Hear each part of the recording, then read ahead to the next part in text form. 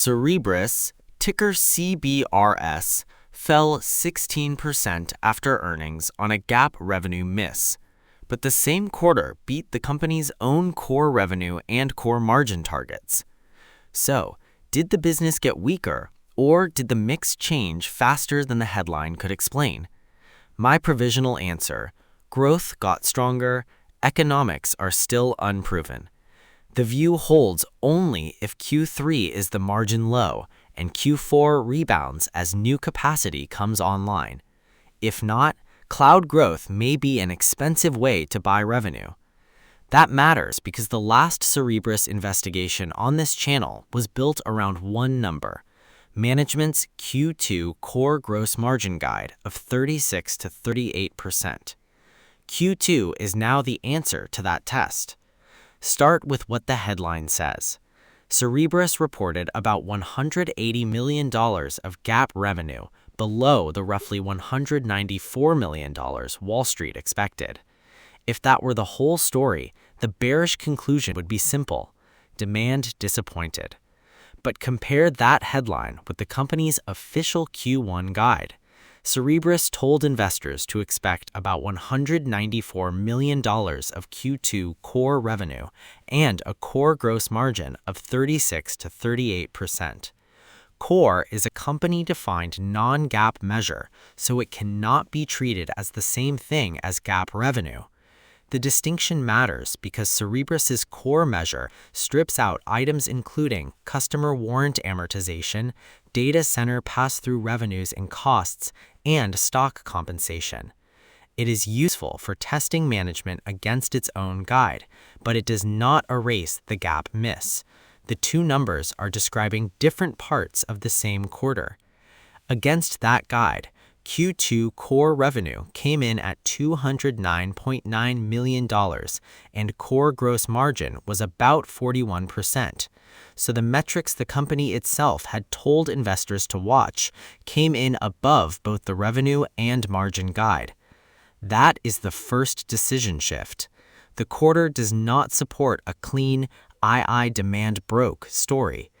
The more useful interpretation is that Cerebras is changing how it monetizes that demand. Cloud and services revenue surged, while hardware revenue fell year over year. That matters because selling a system and operating cloud capacity are not economically identical. A hardware sale delivers revenue when equipment is sold. A cloud service requires Cerebras to keep compute available, power it, house it, and absorb capacity costs before every dollar of demand becomes attractive margin. And that leads to the number that matters more than the headline miss. Core gross margin was around 41% in Q2. That is lower than the 47% Cerebras reported in Q1, but still above the 36 to 38% range management had guided for Q2. On the earnings call, CFO Bob Komin said margins were being pressured because Cerebras was renting back some of its own systems from cloud customers to meet inference demand. He said core gross margin would have been roughly 5 percentage points higher without those costs. That is not a small accounting footnote. It tells us where the economics are being tested. Cerebras has cloud inference demand arriving faster than it currently has the most efficient capacity to serve it. So it is paying a bridge cost today in exchange for being able to serve that demand now. The bullish version is straightforward.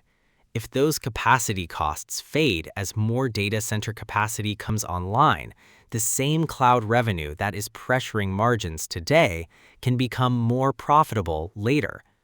Management is explicitly asking investors to judge that transition. Cerebras guided Q3 core gross margin to 38 to 40%, and Komin said Q3 should be the low point before a significant improvement in Q4. He also said more than 600 megawatts of data center capacity was up or under contract for delivery by the end of next year. The bearish version is just as important. If Q3 is not the low point, or Q4 does not show a clear recovery, then temporary capacity pressure starts to look less temporary. In that case, rapid cloud growth could require Cerebras to keep adding expensive infrastructure simply to maintain the revenue curve. This is why the raised full-year outlook matters, but it does not close the case. Cerebras lifted its 2026 core revenue guide to $880 to $890 million and raised its core gross margin outlook to 41 to 43%. That is a stronger annual plan than the company gave last quarter, but guidance is still a promise. The next 2 quarters have to convert it into evidence. So the investor decision is no longer, did Cerebras miss revenue? That question is too shallow. The decision is whether cloud demand can scale faster than the cost of serving it. My framework is watch. The bull case gets stronger if core and cloud revenue keep growing, while Q3 margin lands near management's expected trough. Then Q4 shows the promised re-acceleration as capacity expands. The base case is strong demand with a slower margin recovery, leaving the stock sensitive to every change in capacity timing. The bear case is not simply another revenue miss. It is a failure of the margin bridge. Cloud keeps growing, but the cost to deliver that growth does not fall. 1 quarter ago, 36 to 38% core gross margin looked like the warning. Q2 came in better than that warning.